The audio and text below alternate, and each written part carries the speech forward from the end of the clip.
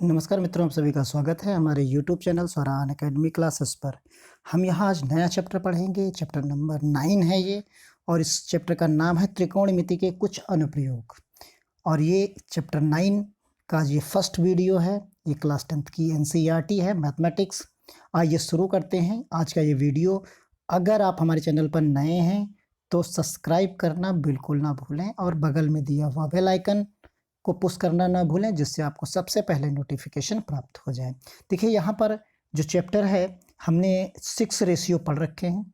जो 6 रेशियोज हैं उनको हमने पढ़ रखा है।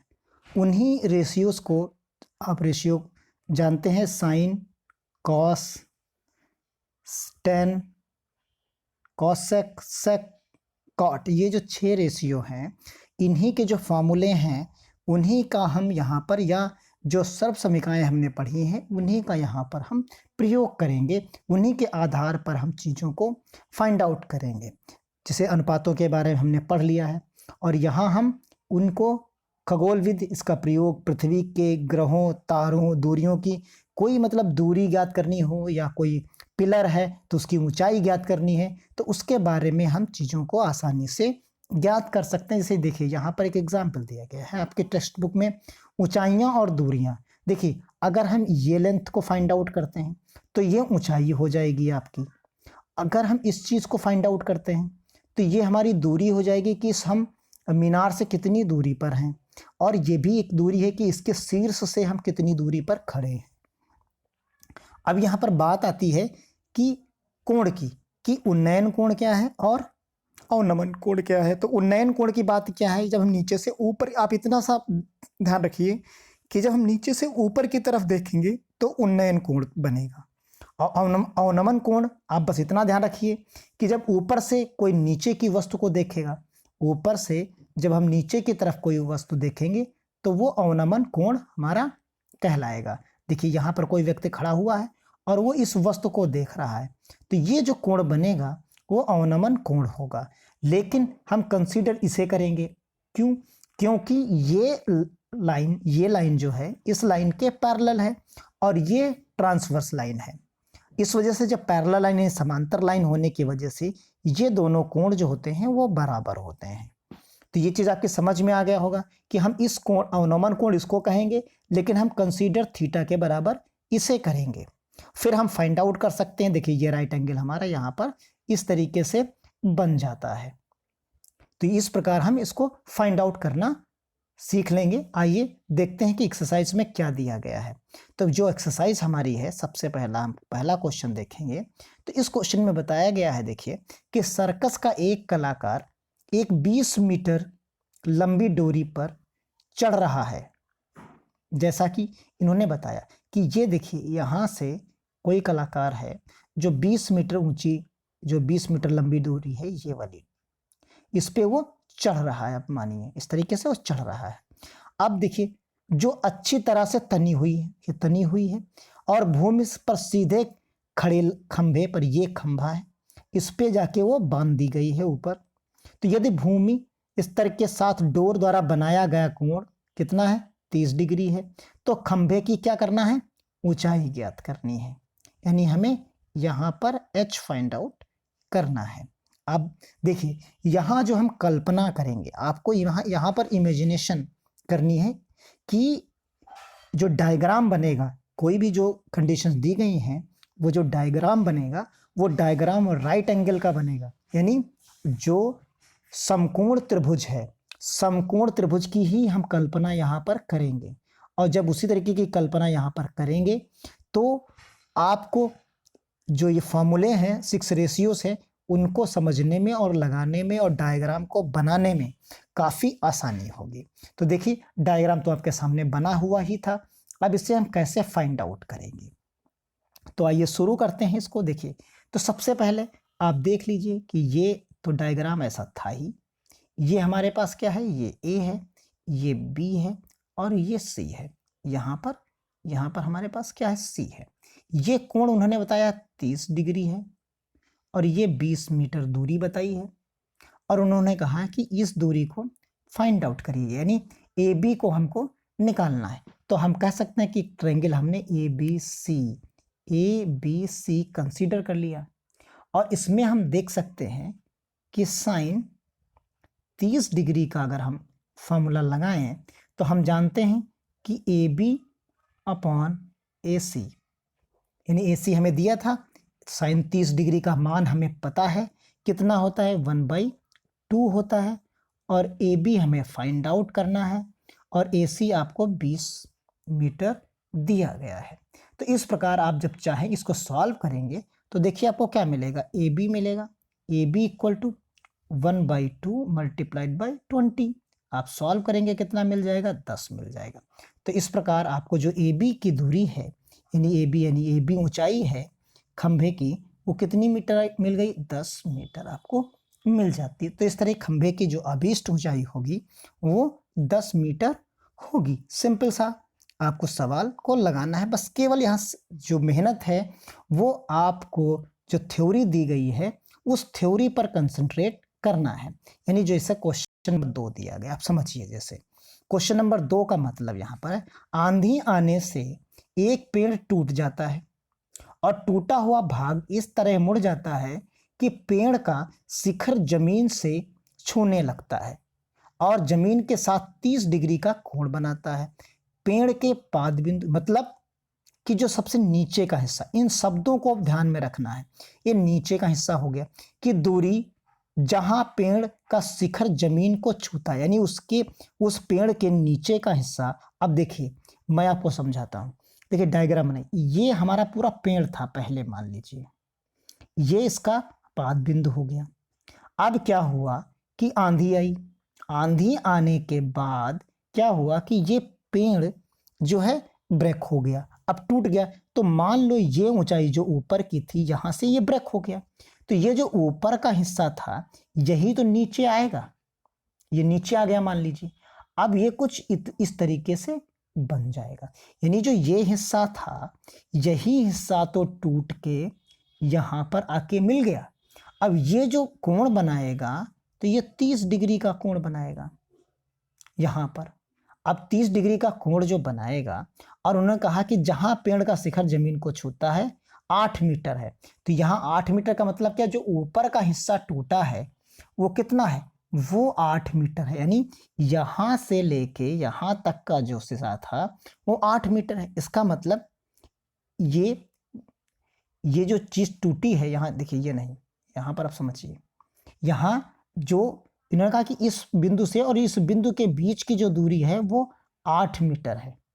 अब उन्होंने कहा क्या है कि पेड़ की ऊंचाई ज्ञात कीजिए, तो यानी हमें ये दूरी चाहिए, हाइपोटेन्यूज चाहिए और परपेंडिकुलर चाहिए, यानी दोनों को अगर हम ऐड कर दें तो हमें पेड़ की ऊंचाई पता चल जाएगी। डायग्राम आपकी समझ में आ गया होगा। तो आइए अब शुरू करते हैं। देखिए क्या है, जो डायग्राम हमने यहाँ पर बनाएंगे तो उस डायग्राम को आप समझ गए होंगे। तो हमने डायग्राम कुछ इस तरीके से देखिए यहाँ पर लिया है, इसको इस तरीके से हम तोड़ देते हैं। तो यहाँ हम मान लेते हैं कि ये ए है, ये हमारा बी है, और ये हमारा ओ है, और ये हमारा पी मान लेते हैं थोड़ी देर के लिए। ये हमारा 30 डिग्री है जो कोण है। अब हमें चाहिए क्या, ये दूरी है 8 मीटर इतनी। अब इस प्रकार हम दोनों चीजें निकाल सकते हैं। जो समकोण हमने लिया है, जो ट्रायंगल हमने लिया है वो ए ओ बी लिया है। तो सबसे पहले हम हाइपोटेन्यूज भी निकाल सकते हैं और परपेंडिकुलर भी निकाल सकते हैं। तो अगर हम 10-30 ले लें, मानिए 10-30 डिग्री हमने लिया, तो 10-30 डिग्री में क्या होगा, ए ओ अपॉन ओ बी होगा। तो यहाँ 30 का मतलब होता है 1/√3 इक्वल टू, और यहाँ 30 का 1/√2 होता है, और ए ओ जो हमारा है हमें फाइंड आउट करना है, और ओ बी जो है वो 8 मीटर है। तो इस प्रकार अगर हम क्रॉस मल्टीप्लिकेशन कर देंगे तो ए ओ का मान जो मिलेगा 8 जो मिल जाएगा हमें, 8 ऊपर चला जाएगा और नीचे क्या रह जाएगा, √3 मिल जाएगा। तो इस प्रकार आप देखिए जो आंसर हमें मिलेगा यहाँ पर, वो आंसर मिलेगा आपको ओ ए इक्वल टू 8/√3। अब देखिए, अब हमको चाहिए हाइपोटेन्यूज। अब हाइपोटेन्यूज चाहिए तो हाइपोटेन्यूज के लिए हम क्या कर सकते हैं, सेक का फॉर्मूला लगा दें या हम कॉस का फॉर्मूला लगा दें, जो चाहें वो लगा सकते हैं। तो अगर हम सेक का फॉर्मूला लगाते हैं, मान लीजिए सेक 30 डिग्री का, तो सेक 30 में ए बी जो नीचे है उस पोर्शन को हम आसानी से ए ओ लिख सकते हैं। यहाँ पर जो हमारे पास आएगा सेक 30 जब हम लगाएंगे तो हाइपोटेन्यूज यानी A B upon O B लिखेंगे। हम यहाँ पर हम लिखेंगे यहाँ पर कि hypotenuse A B upon O B हमारे पास आएगा। तो यहाँ जो हम लिखेंगे A B upon O B लिख देंगे। और सेक 30 का मान जो होता है वो होता है 2√3। यहाँ पर 2√3 आपको मिल जाएगा। इसी प्रकार आप देखेंगे कि ए बी तो हमें फाइंड आउट करना है और ओ बी का मान आपको कितना दिया गया है, 8 दिया गया है। अब आप यहाँ पर एक तो मान आपके पास यहाँ पर है, अभी इसको हम ऐड करेंगे। अब यहाँ देखिए, यहाँ जैसे ही भी हम ए बी का मान निकालेंगे तो ए बी का मान आपको मिलेगा 2 × 8√3। तो यहाँ जो आंसर मिलेगा वो 16/√3 मिल जाएगा। ये ए बी का मान हो जाएगा। अब पूरी पेड़ की जो ऊंचाई थी आप डायग्राम में अपने देखिए, O P equal to O A plus A P है। और ए पी जो हमारा है, जो ए पी है हमारा, वो क्या है, ए बी के बराबर है। ये चीज़ इसके बराबर है। अब देखिए, तो यहाँ हम क्या लिख सकते हैं कि O P equal to O A plus A B, दोनों के मान रख दीजिए। यहाँ 8/√3 है और दूसरा 16/√3 है, हर बराबर है। तो आप क्या लिख सकते हैं, 24/√3 लिख सकते हैं। अब इसको रेशनलाइज कर दीजिए। आप जब रेशनलाइज करेंगे 25/√3 को ऊपर नीचे √3 से मल्टीप्लाई कर देंगे तो देखिए यहाँ क्या मिलेगा, यहाँ आपको मिलेगा 24/3 और √3 ऊपर मिलेगा। इससे आप इसको काट दीजिए तो यहाँ 8 मिलेगा। तो यानी आंसर आपका जो मिलेगा वो आंसर क्या मिलेगा, 8√3 मीटर। ये आंसर आपका होगा ओपी के बराबर, यानी ये पेड़ की अभीष्ट ऊंचाई होगी। अब यहाँ पर आप देखिए, अगला जो क्वेश्चन हमारा कह रहा है, एक ठेकेदार बच्चों को खेलने के लिए एक पार्क में 2 फिसलन पट्टी लगाता है। देखिए क्या लगाता है, 2 फिसलन पट्टी लगाना चाहती है। देखिए, ठेकेदार बच्चों को खेलने के लिए एक पार्क में 2 फिसलन पट्टी लगाना चाहती है। 5 वर्ष से कम उम्र के बच्चों के लिए वह एक ऐसी फिसलन पट्टी लगाना चाहती है जिसका शिखर 1.5 मीटर की ऊंचाई पर हो और भूमि के साथ वो 30 डिग्री का कोण पर झुका हो, जबकि इससे अधिक उम्र के बच्चों के लिए 3 मीटर की ऊंचाई वाला हो और अधिक ढाल की फिसलन पट्टी लगाना चाहती है जो कि भूमि से 60 डिग्री का कोण बनाती हो। तो प्रत्येक स्थिति में फिसलन पट्टी की लंबाई क्या होनी चाहिए। तो यानी आप समझिए कि अगर हम डायग्राम बना दें, देखिए यहाँ पर अगर हम डायग्राम आपको समझा दें तो देखिए कुछ इस तरीके का ही एक बेस लेना पड़ेगा और ये हमारी ज़मीन हो गई। तो देखिए यहाँ पर अगर हम मान लें कि ये कुछ 30 डिग्री का कोण बनाएगा और ये जो ऊंचाई होगी ये 1.5 होगी और इसकी ऊंचाई कितनी मान लेते हैं, ये 60 डिग्री का मान लेते हैं यहाँ पर। और ये पूरी ऊंचाई हम कितनी मान लेते हैं, 3 मीटर की। यहाँ से लेके इतनी पूरी ऊंचाई ये कितनी है, 3 मीटर हम मान लेते हैं। अब उन्होंने हमसे पूछा है कि फिसलन पट्टी जो हमारी क्या है, अगर हम इसको डी कह दें, इसको हम ई कह दें, ये ए बी कह दें और इसी तरीके से ये इसको सी कह दें। तो देखिए यहाँ पर क्या होगा, उसने हमसे जो फिसलन पट्टी पूछी है तो डी ई की मान पूछा है कि डी ई कितनी होनी चाहिए या ए सी कितनी होनी चाहिए, यानी ये चीज़ और प्लस ये चीज़ उसने हमसे पूछा है। तो हमारे पास ये लेंथ दी है इतनी, यहाँ से लेके यहाँ तक दिया है।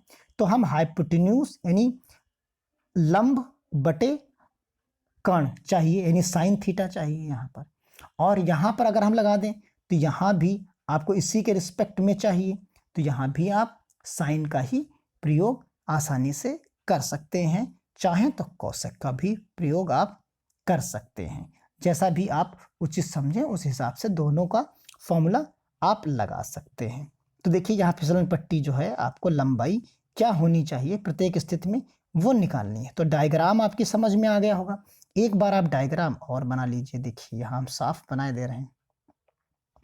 यहाँ जो डायग्राम है वो हम साफ बनाए दे रहे हैं। ये हमारा है 30 डिग्री का, छोटी वाली यहाँ 1.5 मीटर रहेगा। ये हमारा डी है, ये हमारा ई है, ये बी रहेगा, ये यहाँ ए रहेगा और ये चीज़ 60 डिग्री की रहेगी और इसकी पूरी ऊंचाई हमारी 3 मीटर रहेगी। ये चीज़ हो गई। अब यहाँ आप देखिए, अगर हम साइन 60 की बात करें, साइन 60 की बात करें तो यहाँ आपको मिलेगा ए बी डिवाइडेड बाई आपको क्या मिलेगा, यहाँ पर सी है, ए सी मिलेगा। ए सी आपको फाइंड आउट करना है। तो यहाँ साइन 60 का मान जो होता है वो क्या होता है, आप समझिए। साइन 60 का जो मान होगा वो होता है √3/2 होता है, इक्वल टू 3/AC आप लिख सकते हैं।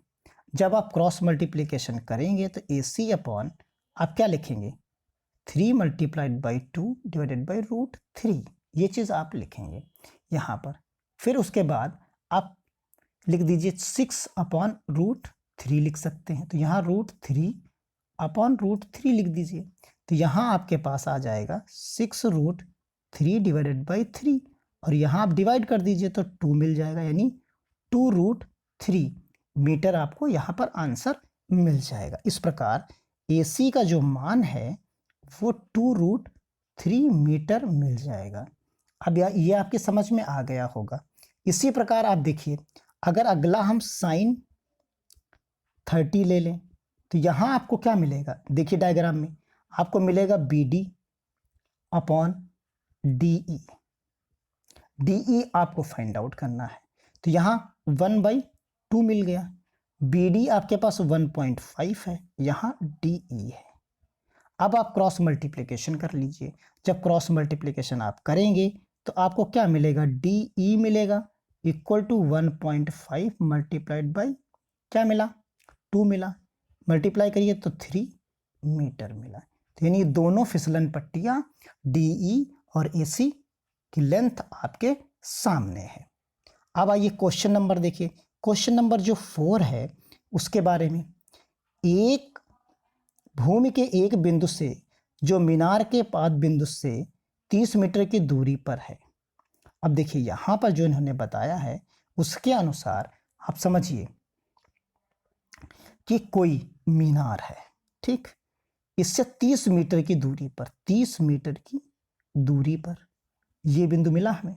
मीनार के शिखर का उन्नयन कोण 30 डिग्री। तो मीनार की ऊंचाई चाहिए, h चाहिए। डायग्राम आपके सामने है।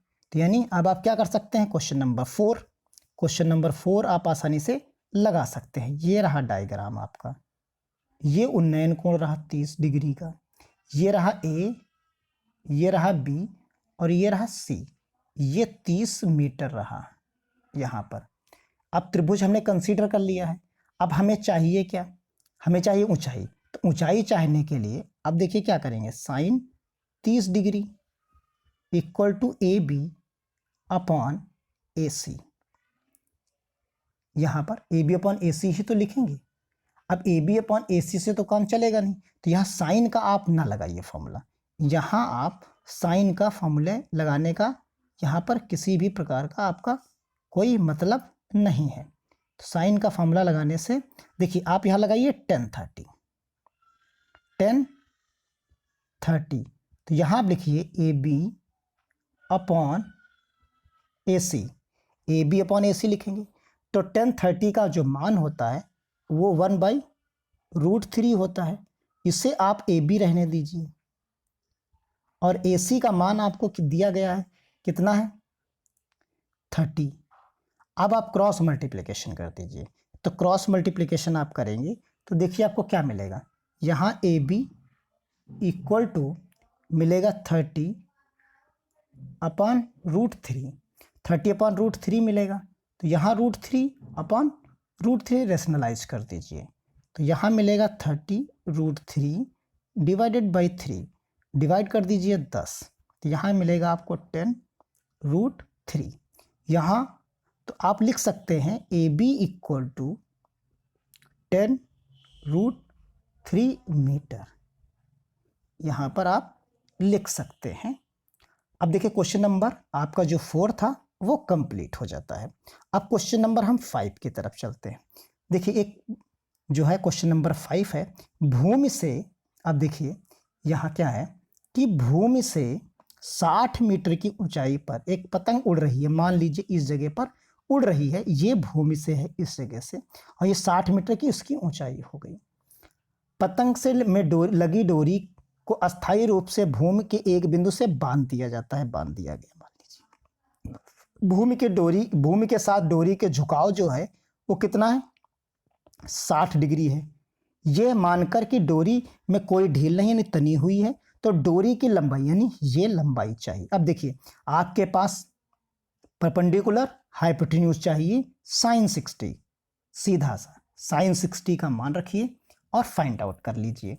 और sin 60 का मान क्या होता है, √3/2 होता है। तो √3/2 आप इसमें मान रख दीजिए और फाइंड आउट कर लीजिए। तो देखिए डायग्राम आपके सामने है, ये डायग्राम रहेगा इस तरीके से, ये 60 डिग्री और ये 60 मीटर, ये A, ये B और ये O मान लीजिए।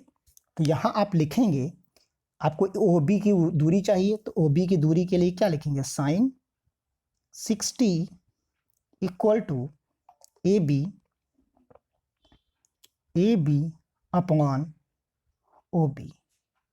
अब देखिए यहाँ जो मान मिलेगा वो मिलेगा आपको मिलेगा √3/2 इक्वल टू AB की जगह पर आप क्या लिखेंगे, 60 लिखेंगे, और यहाँ OB आपको फाइंड आउट करना है। तो OB इक्वल टू इधर लेके तरफ ले जाएंगे तो 60 मल्टीप्लाइड बाई 2 डिवाइडेड बाई √3।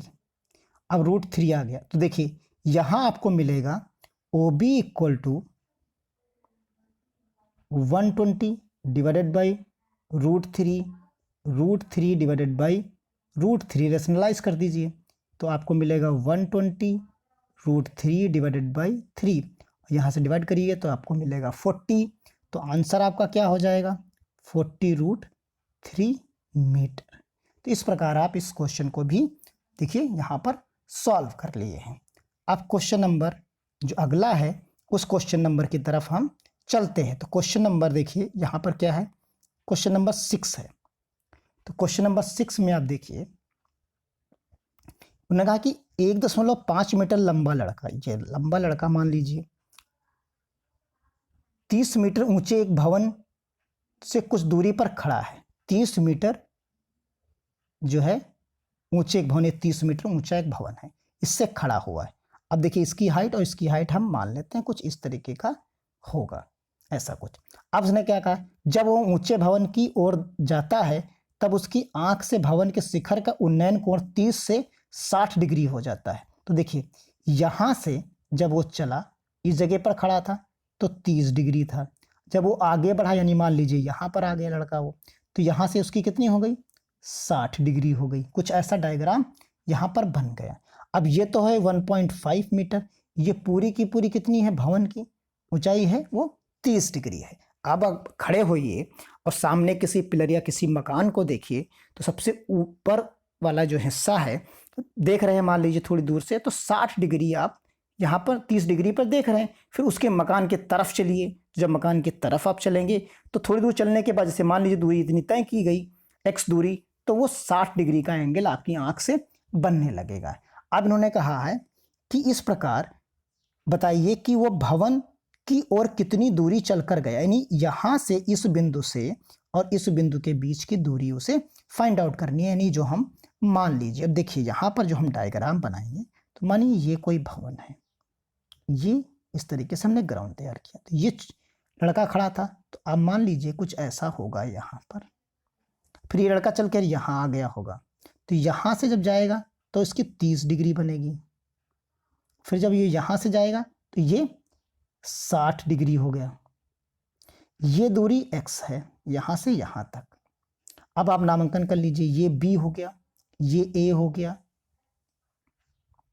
ये यहाँ पर c मान लीजिए, a b c हो गया, यहाँ d मान लीजिए, यहाँ पर o मान लीजिए। ये दूरी x मान ली हमने। अब देखिए ये जब 1.5 है यहाँ पर और ये है हमारे पास 30 मीटर, इस जगह पर जो है हमारे पास 30 मीटर है, इस जगह पर यहाँ 30 मीटर है। अब जब 30 मीटर है, ये लड़का यहाँ पर खड़ा है, आप मान लीजिए ये उसकी खोपड़ी हम बना दे रहे हैं, सर, और ये पैर बना दे रहे हैं। तो इस तरीके से देखिए यहाँ पर बन गया। अब देखिए समकोण बन गया। तो अब हम फाइंड आउट कर सकते हैं आसानी से। अगर हम 30 डिग्री मान लें तो 30 डिग्री या मान लें अगर, तो देखिए ये जो दूरी होगी, टोटल दूरी, ये BD होगी। तो यहाँ हमने कहा कि अगर हम ट्रायंगल कंप्लीट ले लें, एक जो ट्रायंगल है AB और D वाला, तो इसमें हमने माना 10-30 डिग्री, थोड़ी देर की 10-30 डिग्री माना। तो 10-30 डिग्री मानने का मतलब क्या है, AD अपॉन क्या रहेगा, BD रहेगा, BD रहेगा। अब आप समझिए AD अपॉन BD रहेगा। अब इसी को हटा देते हैं, डायग्राम यहाँ बना रहने देते हैं, बाकी आप नोट कर लीजिए। तो यहाँ बाकी चीज़ें बनी रहेंगी। अब यहाँ हमने देखिए ये चीज़ लिखी। अब आप जानते हैं 10-30 का मान होता है 1/√3 और AD आप यहीं लिखा रहने दीजिए, AD अपॉन BD। अब यहाँ से आप मान निकाल लीजिए किसका, BD का। जब BD का आप मान निकालेंगे तो देखिए क्या मिलेगा, BD का मान पलट देंगे तो आपको हो जाएगा AD√3 हो जाएगा। ये आप समीकरण यहाँ पर देख लीजिए। तो जो AD का मान है, यानी AD कितना होगा, तो AD आप देखिए, AD की जो दूरी है आप कैसे निकालेंगे, यहाँ 30 डिग्री है। देखिए यहाँ पर क्या है, 30 डिग्री है, इस जगह पर 30 डिग्री है। और ये दूरी अगर हम यहाँ से DO की दूरी जो है घटा दें तो हमको मिल जाएगा, AD मिल जाएगा, यानी 1.5 हम इसमें से सब्ट्रैक्ट कर दें 30 में से। तो जैसे अब अगर हम दूरी यहाँ पर निकालते हैं तो आप डायग्राम में अपने देखिए, डायग्राम में आप देखिए तो हम AD हमारे पास कितना है, 30 डिग्री है, 30 डिग्री है। अब यहाँ हम क्या करेंगे, यहाँ हम पूरी AD निकालना, तो AD में निकालने के 1.5 हमने इसमें से सब्ट्रैक्ट कर दिया, तो हमें मिला 28.5 मीटर। और हमने अभी समीकरण लिखा था BD इक्वल टू AD और √3 था। अब इसकी जगह पर हम क्या रख सकते हैं, 28 मल्टीप्लाइड बाई रूट, यहाँ लिखेंगे हम 28.5 मल्टीप्लाइड बाई √3। आप इनको मल्टीप्लाई कर दीजिए। आप जैसे ही मल्टीप्लाई करेंगे तो देखिए यहाँ आपके पास 28.5 मल्टीप्लाइड बाई 1.732 करेंगे तो आपको मिलेगा लगभग अप्रॉक्सीमेटली, यहाँ पर जो आपको मान मिल जाएगा वो मान मिल जाएगा, या मान आप इसी तरह रहने, चाहे इसको मल्टीप्लाई कर लीजिए या आप यहीं पर इसी तरीके से लिखा रहने दीजिए, दोनों में कोई प्रॉब्लम नहीं। जैसे हमने यहीं पर छोड़ दिया इसको। अब दूसरा हम समकोण ले लेते हैं। दूसरा समकोण हम लेंगे ट्रायंगल ACD, अपने डायग्राम में देखिए आप, यहाँ पर जो लेंगे तो हमने ले लिया 1060 डिग्री। अब 1060 लेंगे तो AD फिर रहेगा और यहाँ पर CD हो जाएगा, और CD हम जानते हैं कि जो इसका मान है वो √3 है। ये AD का मान हमने भी निकाला है, AD का मान जो मिला है हमें वो 28.5 है और CD का मान हम यहाँ आसानी से निकाल लेंगे। तो जैसे ही हम CD का मान निकालेंगे तो आप देखिए CD का मान जब मिलेगा हमें तो यहाँ मिलेगा 28.5 डिवाइडेड बाई √3 मिलेगा।